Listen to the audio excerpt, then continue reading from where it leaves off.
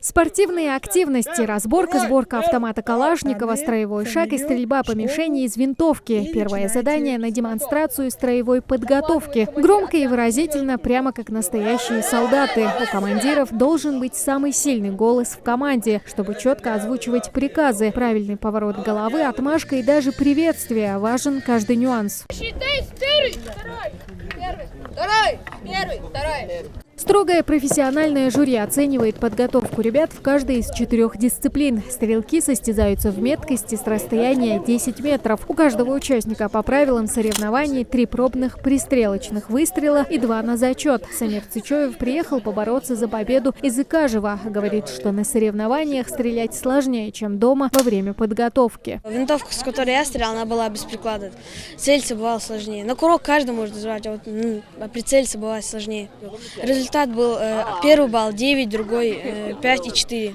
Самир не расстраивается, потому что за стрельбу засчитывается общий результат, который он показал вместе с напарником. У него результат немного лучше.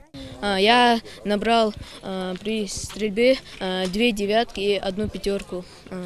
Мой напарник набрал 1 пятерка, 4 и 7. А в общем балл составляет 39.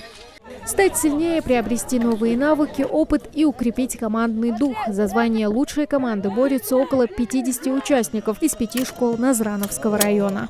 У нас в преддверии 9 мая, 6-7 числа состоится юноармейский фестиваль Северокавказского федерального округа. И нам захотелось, чтобы именно вот и наши ребята как-то именно поучаствовали в таких соревнованиях, и мы провели региональный этап.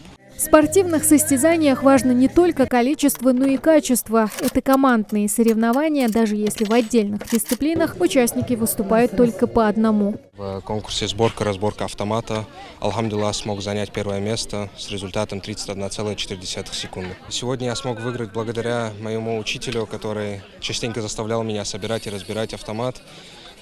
Сегодня также до начала мероприятия тренировался и, к счастью, смог занять 1 место и оправдать ожидания.